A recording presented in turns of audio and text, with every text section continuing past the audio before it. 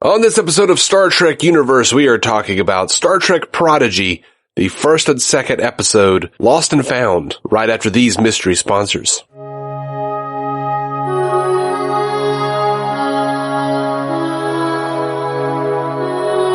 Welcome to Star Trek Universe, the podcast where you get to listen in on the continuing Star Trek conversation that two lifelong friends have been having since they were 6 years old. My name's Matthew Carroll. And I am David C. Robertson. Dave, let's talk about Prodigy, my friend. Oh my gosh. Let's do this thing. First off, spoiler-free for like 30 seconds. Just what's your spoiler-free take? My spoiler-free take is that it was action-packed, it was fun-filled, it had a lot of heart. There's a very deep kernel of what I feel like Star Trek is about, which is hope.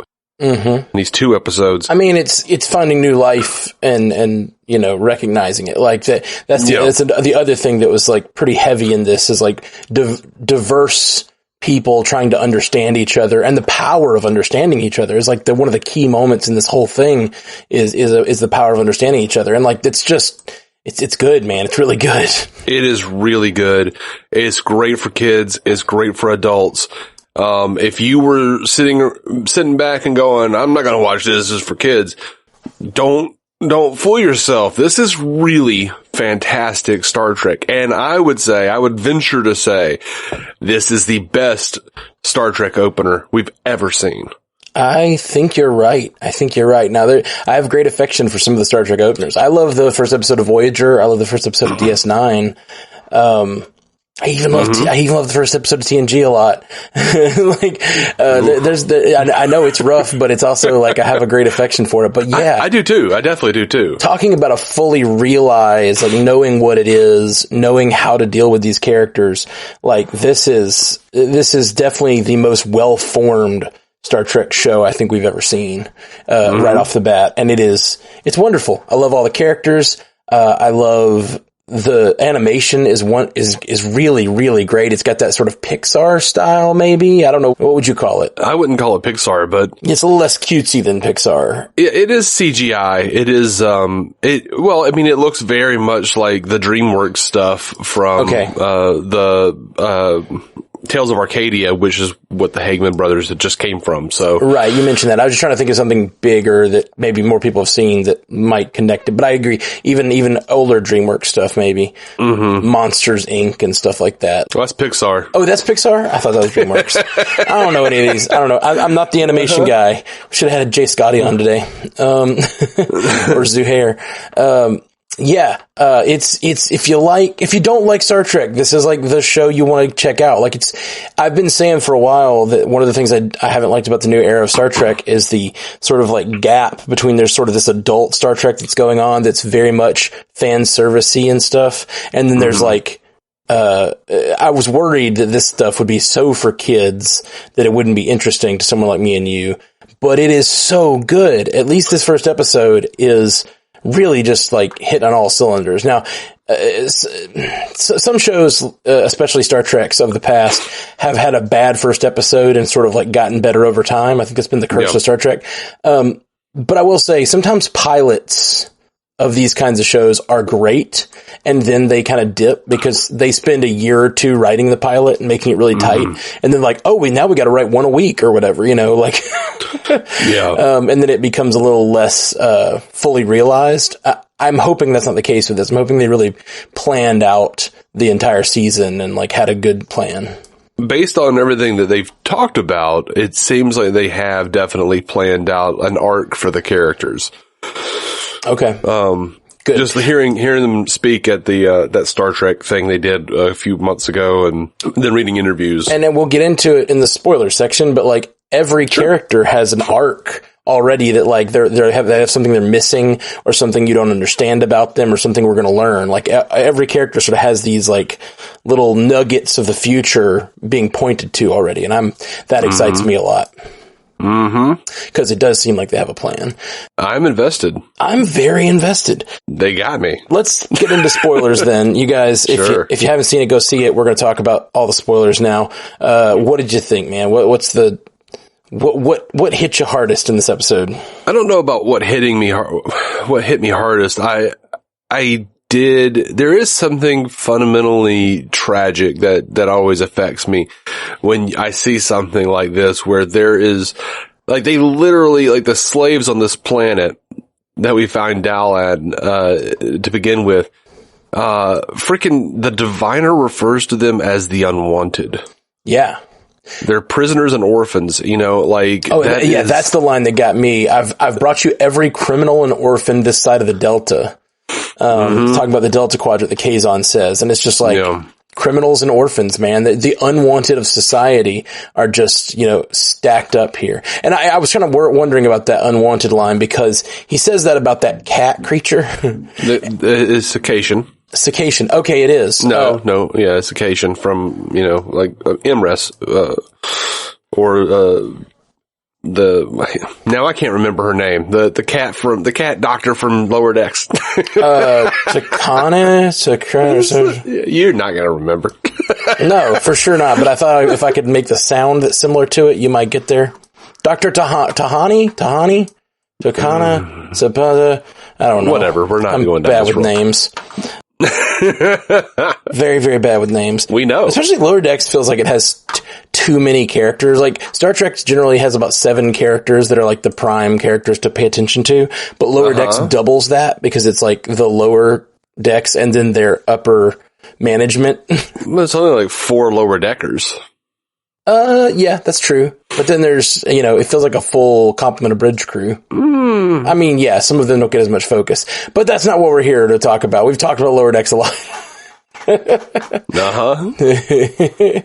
tried to pull away. I can't do it. I have to know who the doctor from Lower Decks' name. It's Tahana. I got close. I said Tahana. You said Tahana with an H. Yeah, that's close. Like I said, I didn't say I got it. I said I got close. The cat creatures, the Cation, they're called? Yeah. So they're all over the universe? Why does a Kazon have a... That was something I was going to bring up to you, because it was, like, we saw not only a Cation, but a Lurian, one of Morn's people. Tellarite as well. And a Tellarite.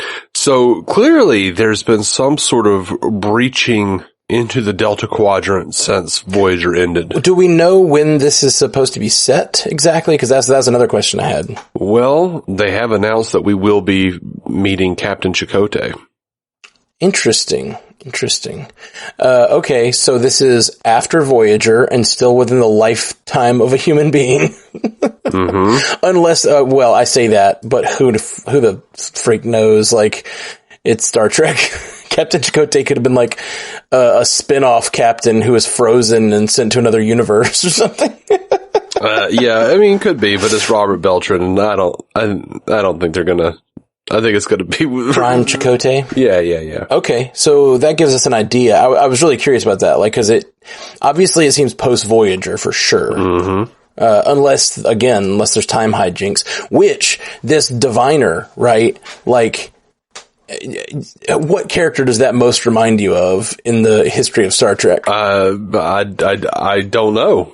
Who? First thing I thought of when I see this man standing there talking about his grand plans and not giving a lot of information and in some sort of tube of light, I was like, is this Future Guy?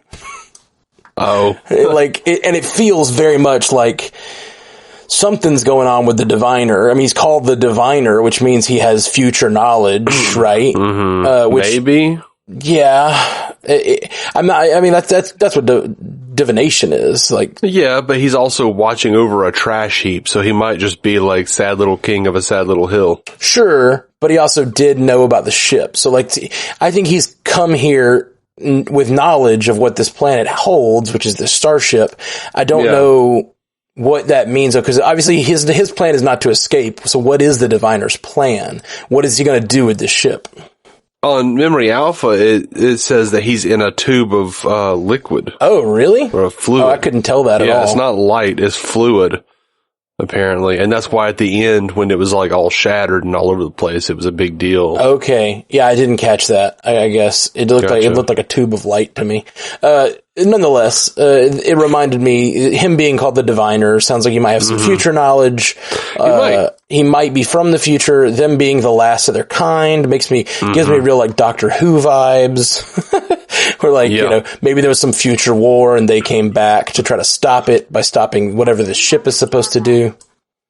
Yeah, maybe so, and that's right up my alley. I did all of that. I would be happy to watch all of that. Yeah, same. I am really invested in everybody in this show. I really want to know what the Diviner's deal is. Like, he told Jimmy Simpson, I'm going to keep calling him Jimmy Simpson. His name is Dreadnought. But he told Jimmy Simpson, he was like, she can't know, like, the real purpose of our plans. Yeah. And I don't think he was just talking about she can't know that we're looking for the Protostar. No. What is their plan with the Protostar is the mystery. Yeah. And like the Federation is obviously known in the Delta Quadrant, beyond Voyager, I would imagine, because one, he's looking for the Protostar, and two, he says that he doesn't want the Federation, like... Well, he says the ideals of the Federation infecting her mind. Yeah. Which I made me think that the Federation is not known. And that, like, because especially none of these guys that get in the ship, none of the crew of the Protostar seem to know what the Federation is. They find the translator, which I love that moment so much for multiple reasons. It's like I'm getting like warm and fuzzies thinking about how good that moment is, because from the very beginning of this episode, Dahl is, he says, "Oh yeah, I forgot. No one understands me here," or something like that. And it's like this, this idea of keeping people separate by not letting them talk. And then when they find a translator, that's the thing that turns life around for these guys. And that's just such a cool moment and very Star Trek, just love it. But also there's that, but then there's also the fact that he realizes that, Rok-Tahk is not, a big scary guy. At least her voice is that of a little girl's. And it's like, what is Rok-Tahk, and like, what is Rok-Tahk's experience? It seems very different than what he and we were sort of assuming based on, the voice and look. And again, I just love that. I love the very Star Trek nature of like, don't judge a book by its cover, like in its most like real sense. And I just love it. I just absolutely love it. Yep. I dug all of it. I love Jacob Pog being like, "You understand Jacob Pog?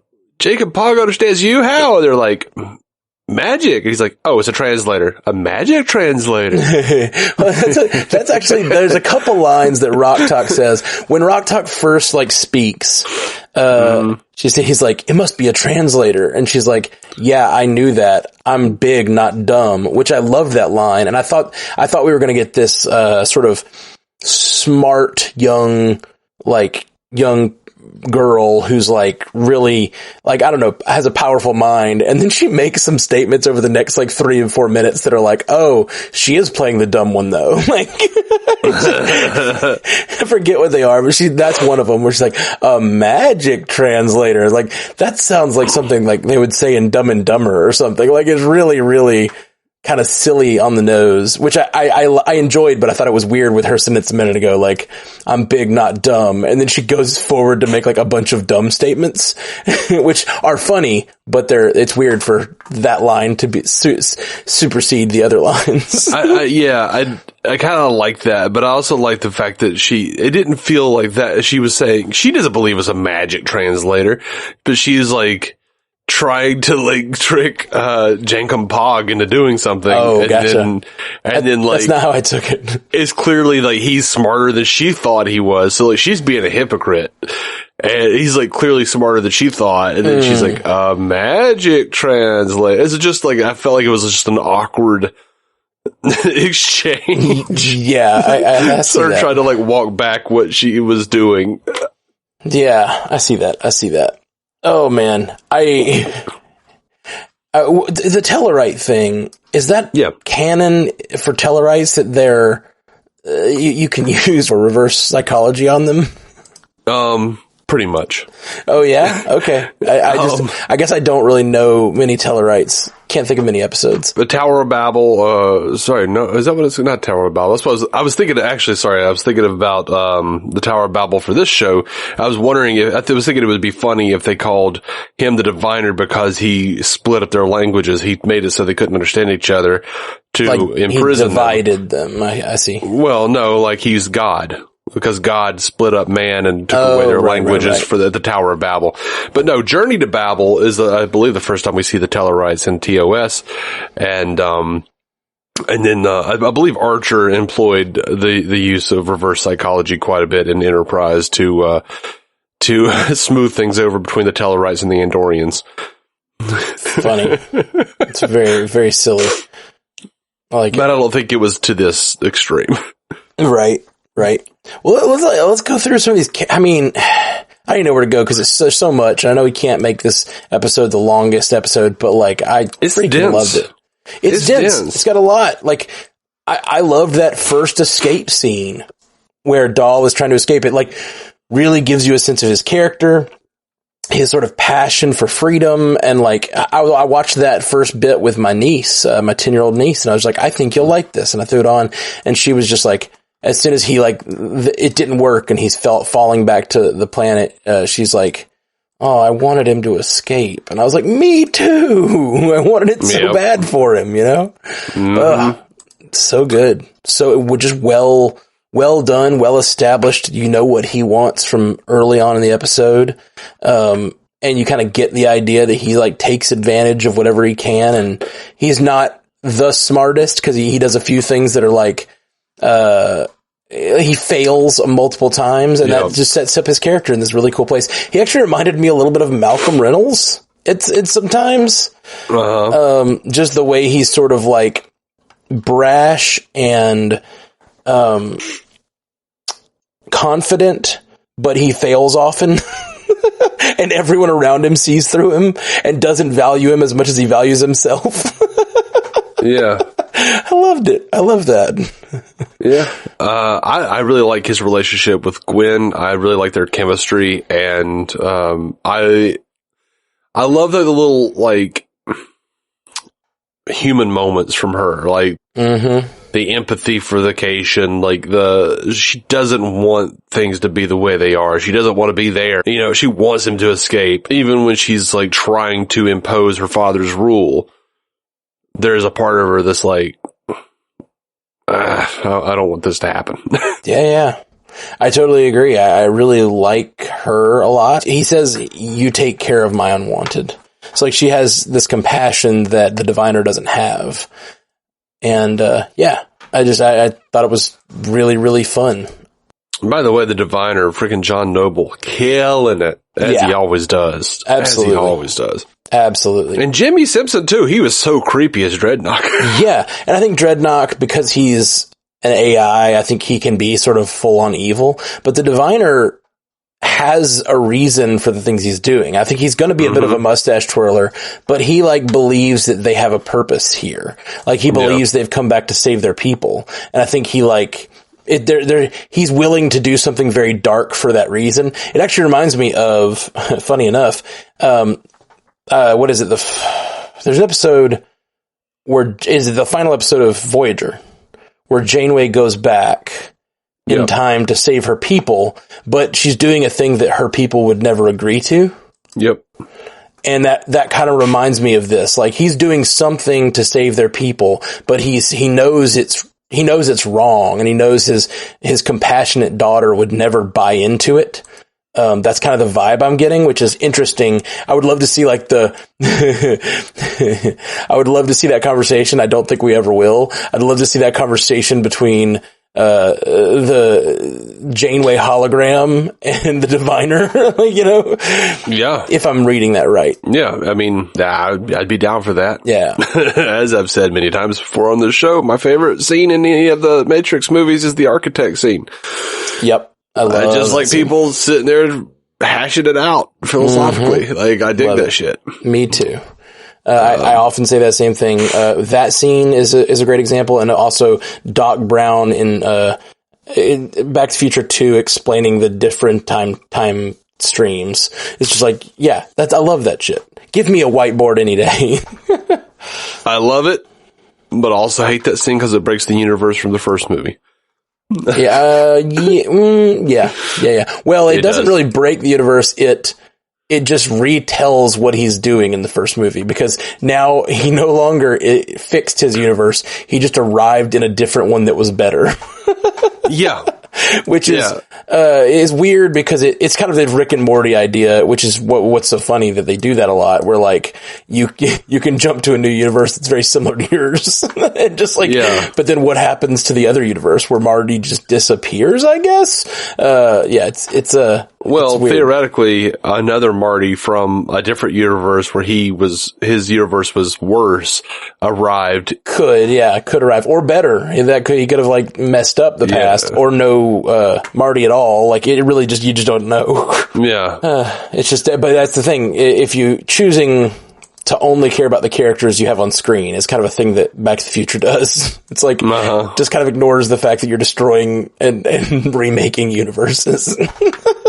The god level power that Marty and Doc have, and they're just like, yeah, but I want to save my girlfriend. But you just destroyed a universe, man, or you created one, or whatever. Oh man, it's fun. I'll send you a picture of myself. I'm gonna leave you a note that'll destroy an entire universe, Doc. Yes, but you'll know where I am. And I am the only thing that matters. Those are darker than I've really realized until now. Yeah, they are. Did you get, of the Vonnegut, did you get vibes that they were a similar species to the characters from Beyond? Star Trek Beyond? That's interesting. No, I didn't think about that at all, but they look very similar. They do. I can't remember what that species is called, but I had to look it up. I was like, are they the Vonnegut? Because that's, for a second, I thought that was what was going on. But it's not. Interesting. Okay. Well, I'm sure it's not, but I don't know what they're called. Oh, you didn't look it up. I thought you had. Jayla. I looked up the Vonnegut on Memory Alpha, and they were nowhere else in Star Trek. So one of the writers said that the character of Murph is a reference, is a deep cut reference that no one has guessed yet. Huh. So wait, which one's Murph? He's the little slug thing. Oh, interesting. And a bunch of people think that he's a Danubian slime devil. Okay. But there was a picture of a Danubian slime devil in sickbay, so they didn't look like Murph.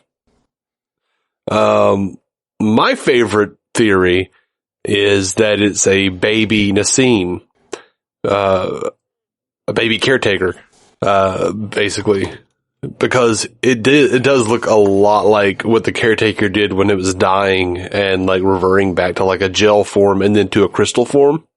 Interesting. That would be really interesting. Wouldn't it? For those of us are not as in the know about the caretakers, explain the caretakers. The caretaker is, the caretaker was part of a species. I believe his mate was the last of its kind, as far as we know, but they're the ones, or the caretaker was the one that brought, Voyager. He was bringing ships to his location because he knew he was dying and he wanted, someone new to come and, power him and give power to the Ocampa to keep taking care of them. Star Trek Voyager. Oh, that's the caretaker. I'm sorry. I was thinking of the... you were asking me to explain it to you. No, I was. Apparently. Because when you said caretaker, I was thinking of the preservers. That's what went through my head. I've seen a lot of people, though, say, like, oh my god, is Murph a shaven tribble? And I'm like, no. A shaven tribble? How would that even work? He's huge. I know. Yeah. That doesn't seem to work at all. H. John Benjamin said that when you shave a tribble, there's nothing but blood red meat. Ugh. That is canon.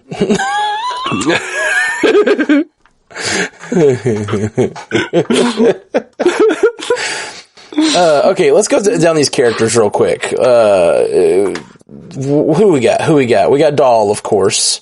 Who we haven't spoken about it yet, but he is an unknown species, which is interesting. It's a great way to put you right away. You give us the notion he doesn't know who he is.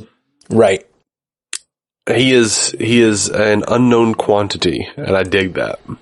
Yeah, yeah. By the way, just so you know, I looked it up, and apparently Jayla's species from Star Trek Beyond is also unknown.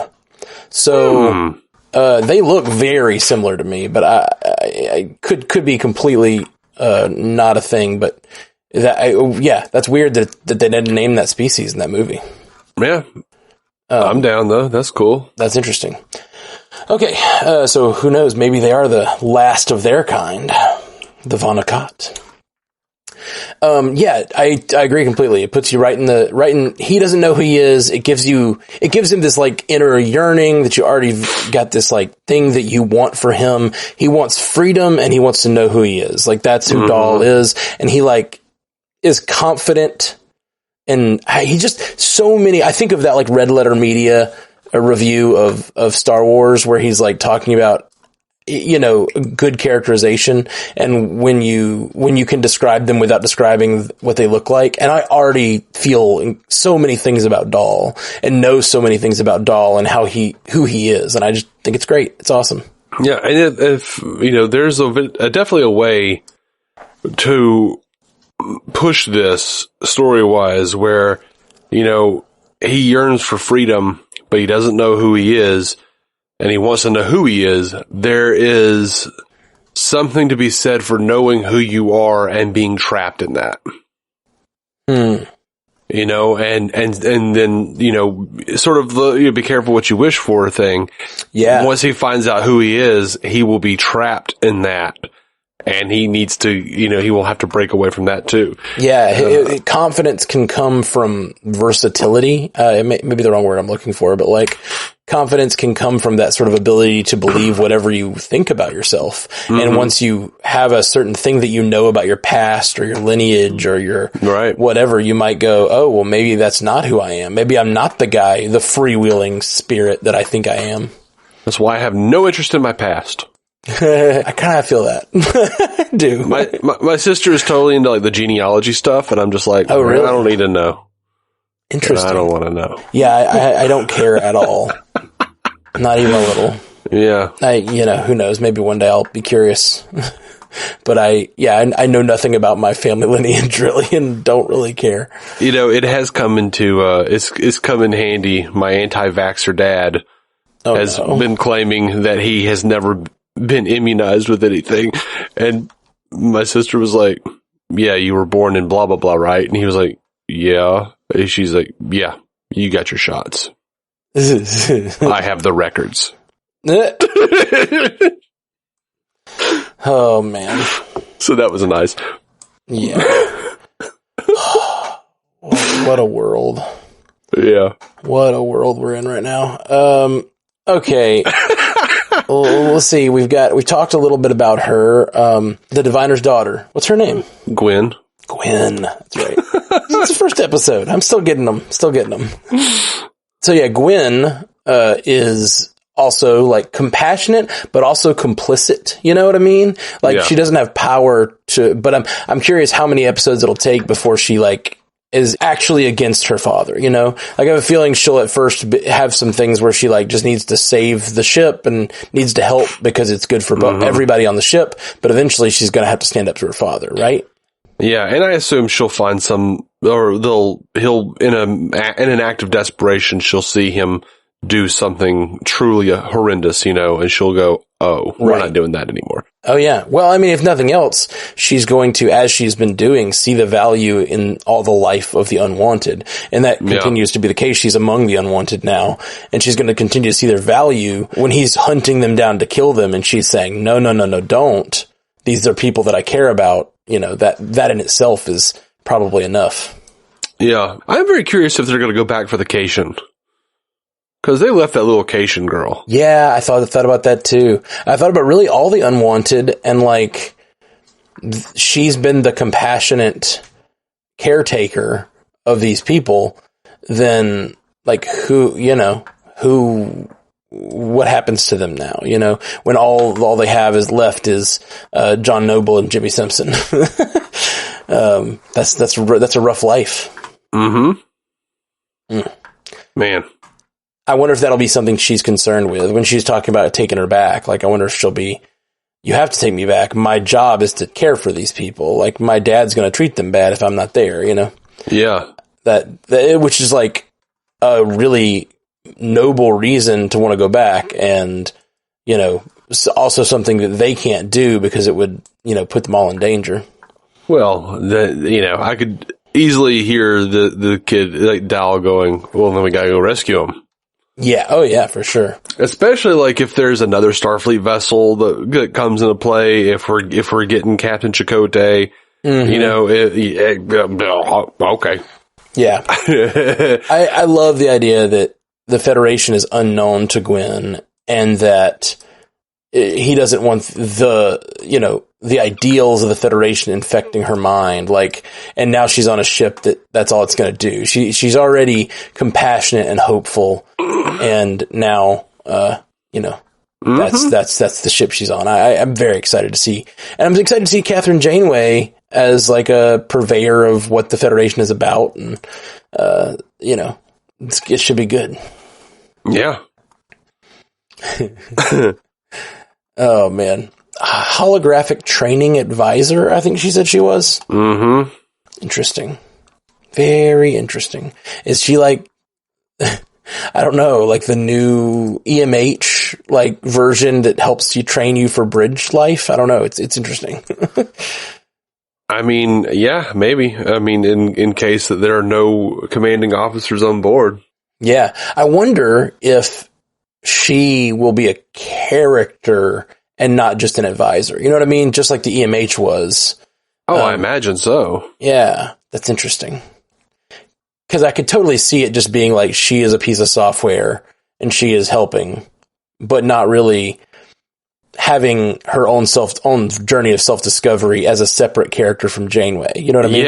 Yeah, no, I would hope so. Like, just like, the Doctor had a completely separate, life self-journey than his maker Zimmerman. Yeah, exactly. I think it would be an amazing opportunity for Kate Mulgrew as well to play the character differently and find new shades and new tones within the makeup of Janeway. How cool would it be if they do make it back to like Federation space or whatever, and like this Janeway hologram has developed similar to the EMH, like let's say 6 years into this show, and she gets to meet the like actual Janeway Prime, and it's like just they're totally different people, and they're on different sides of an issue or something. That would be so much fun.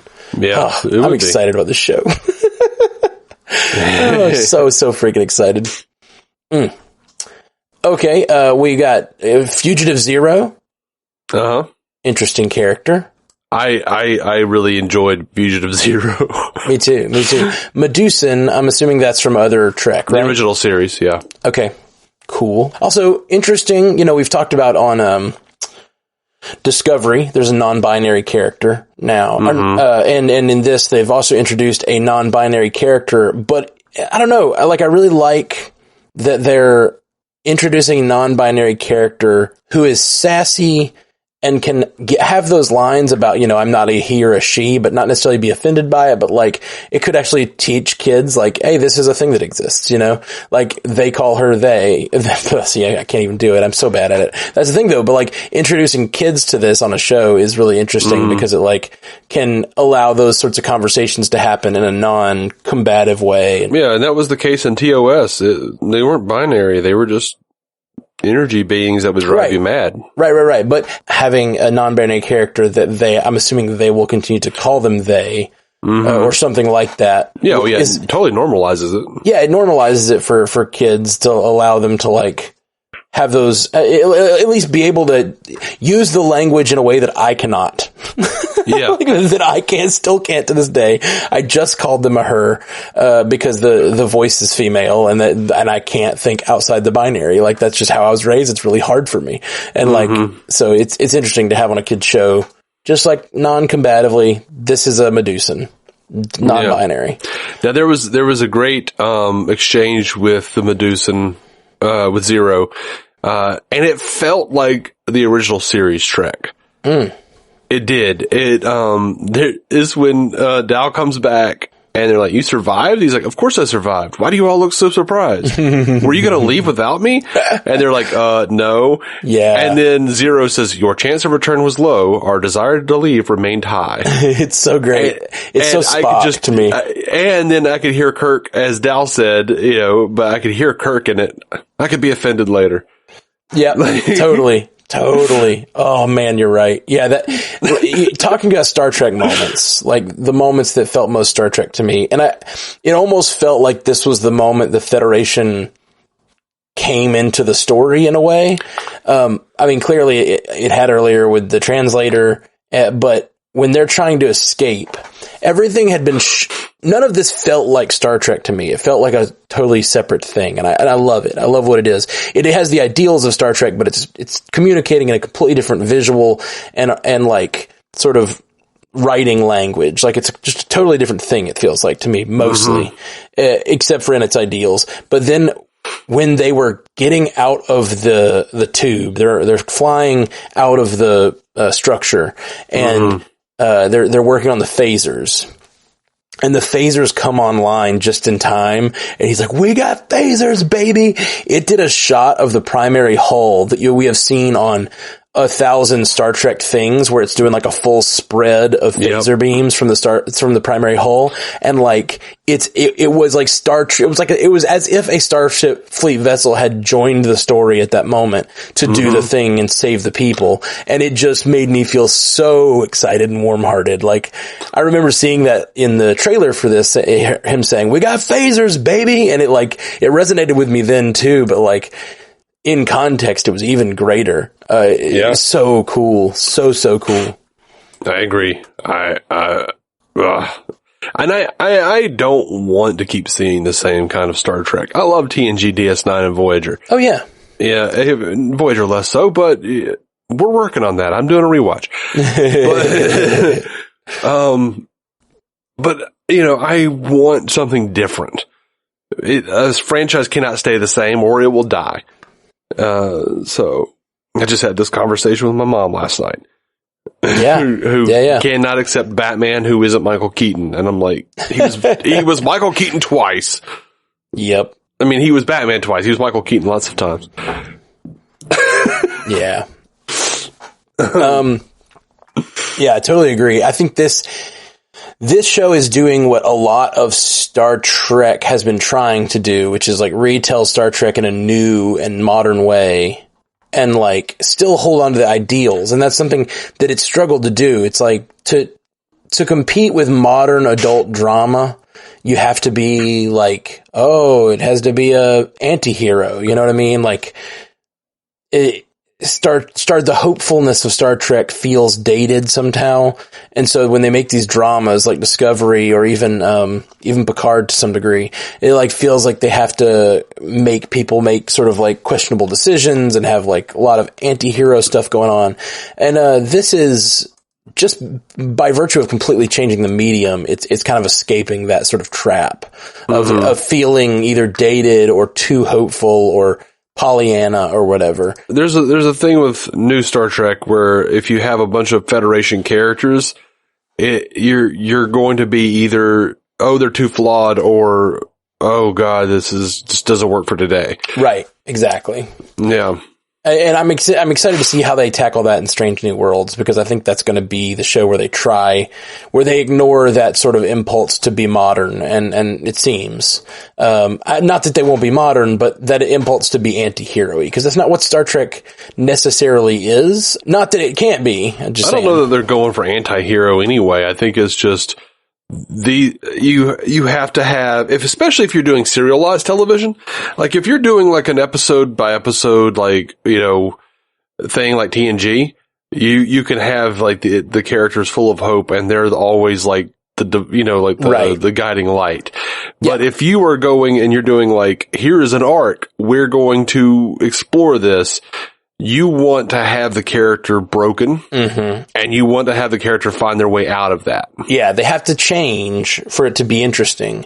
And that I've been saying that for years and years, that matters to me, that they change and grow. Like that's why early Star Trek doesn't resonate with me as much. Like I can't sit down and do a rewatch as easily because I'm just like, every episode feels like we're resetting, because we are. But yeah, I think that's been an issue for Star Trek, to just find that balance without delving into the darkness of modern television, I think. And I'm not saying like it's always the goal, but it does seem to reside there, where, I mean, even like, it's this almost a silly example, but Michael Burnham on Discovery, oh, she's a prisoners that caused a war. And I don't think that ever resonates, but like, that's the character they set up as the person who made the decision to start a war, which is like not a Federation thing. And so like, I don't think it resonates that way because you're so with her all along on those decisions. So, but like, I think they do kind of go for that. And I mean, like, all the crew of Picard's ship, like, you got this sort of guy who seems like he doesn't really care as the captain. He seems like he's like done with the Federation, you know. You got the girl who you really like, but ends up being a murderer, you know, like, yeah. So like these are in some ways anti-heroes. Well, I mean, you know, I remember when DS9 came out, there was a lot of flack, and there was for years following that the primary character, the lead of the show, was a human being in the Federation, in Starfleet, who was holding a grudge against Captain Picard. I think the better question is, how is Captain Picard a murderer as Locutus and still a captain?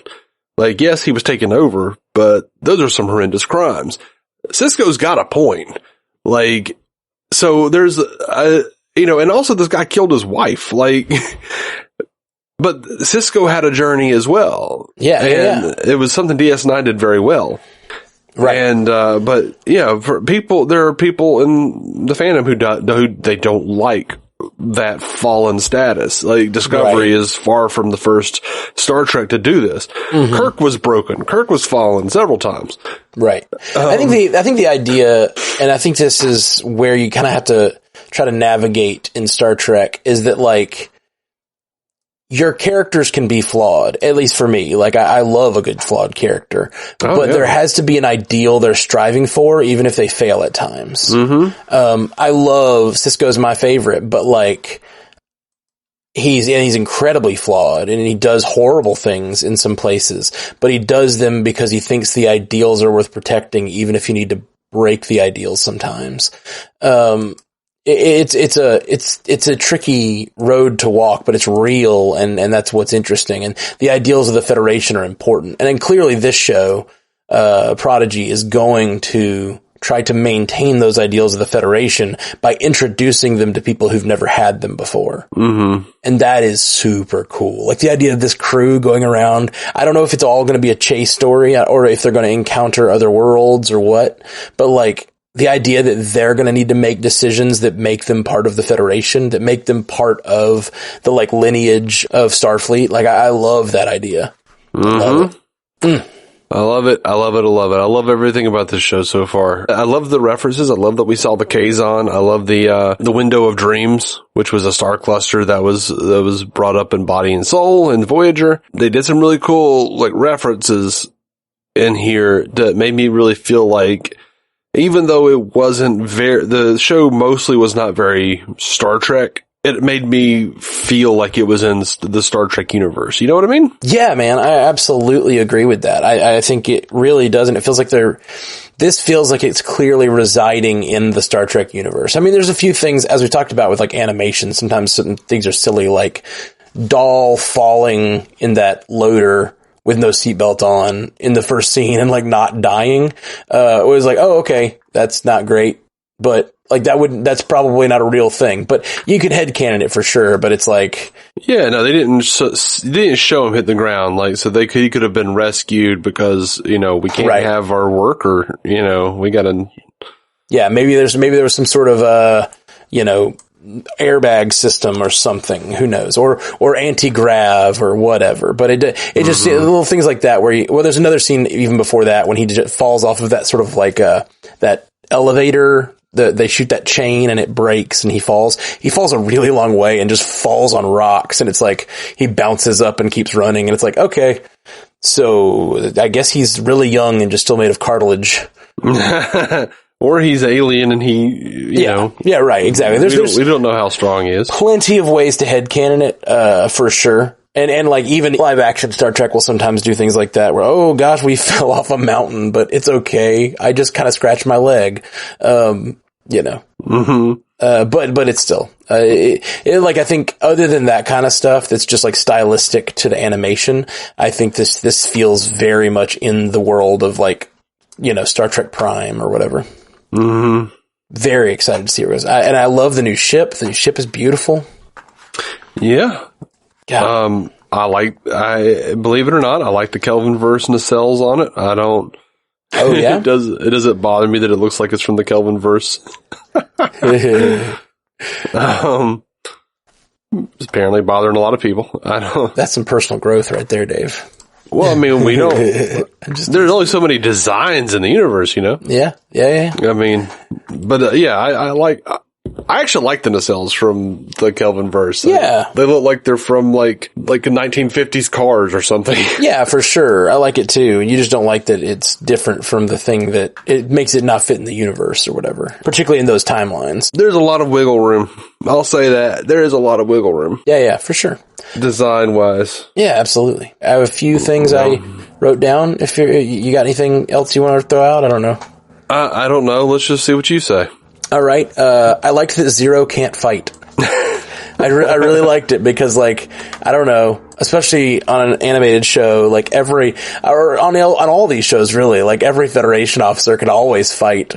And it seems like they all have some skill or whatever. And I just like that, like, they're Medusan, they have all this ability, but like, he's like, they're like, we're fighting now or not, because they just can't fight. And I thought that was super fun. Yeah, that was fun. I did appreciate the bit where they were like, yeah, I've made this suit without arms or whatever. Like, I built the suit. Dahl was like basically shitting on the suit. And they said, try to build one without any hands. I think I did a fine job. That was what it is. I found it. That's good. That's good. I did enjoy that quite a bit. Yeah, it was really good. I liked that, the Tellarite was also like interested in taking the Medusan apart. Can't wait to take this apart. He's like, if you've seen one ship, you've seen them all. I'm interested in this guy. Jason Mantzoukas is perfect for that character. Oh, he's so good. He's so good for it. I forget what this is about. I have a lot of it down. What have you been doing? Is making a series of bad decisions. Uncle Pog is aware. Yes, that was funny. It's really good. Oh my gosh. Speaking of things that make Gwen an absolute badass, first of all, I like her linguist abilities. That's cool. The freaking morphing sword? The morphing sword, man. Oh, that's so badass. It was so badass. Oh. And it like looked like she's like controlling it with her mind or something. Yeah, like it's man. a liquid sword. It's like a reimagined lightsaber in a way, but like, I think cooler. It like resides on her arms like it's a tattoo. Mm-hmm. Oh, so good. That's so imaginative and cool. I loved it. Me too. I liked, when he asks Gwen to join them, there's a look in her eyes like, maybe, like there's a hope in her eyes like she could. But then she says it's too late. And then that's when everyone, all the watchers descend on them. Mm-hmm. Showing that she has a desire to join them anyway. And so it'll make it even more believable when this starts to, turn, I think. Yeah. I like that. I'm down. On a rewatch, I really love the moment when, I liked it on the first watch too, but when Rock Talk saves Dahl's life, and Dahl says, "You saved my life," but then he still like scurries away from Rock Talk as if he's scared of Rock Talk, and like there's a look on Rock Talk's face. He kind of like she kind of shakes her head and goes like she's frustrated with the fact that no one can understand her, and that no one understands that she's like a good meaning person. And I thought that was just really well done, and just like underline the loneliness of this planet, you know, that like these characters have been on this planet just like busting rocks and not having anyone to communicate with. It's just so freaking tragic. It is. It really is. They did a really good job of making me care about these people. Yeah, same. And like I said before on the show, I'm excited to see the Prakar finally realized on the screen. What is the Prakar? That is rock talk species. Oh, okay. Where were they mentioned previously? They came from the novels. Oh, fun. Like, they originated from Worf's First Adventure. Worf's First Adventure. Wait, is that the Academy books? I think so, yeah. I read that book as a kid. That's funny. Yeah. So, like, Peter David created them. Yeah. And there's a Prakar character in New Frontier books. Like, I just think it's interesting to start bringing in characters specifically from the extended universe. Like, I feel like Kurtzman looked at it and said, look, man, this is a thing that, like, Star Wars didn't do good. Where, like, they started making new movies and ignoring their extended universe. Yeah. And even Star Wars has kind of gone back and said, okay, let's do some Thrawn. Oh, it's funny you mentioned that because I just had Matthew Fox on the MCU cast last week. Fox was talking all about how, like, it's just it's cool that they're finally going back and grabbing all that Legends material for Star Wars and making it really a part of the Prime universe.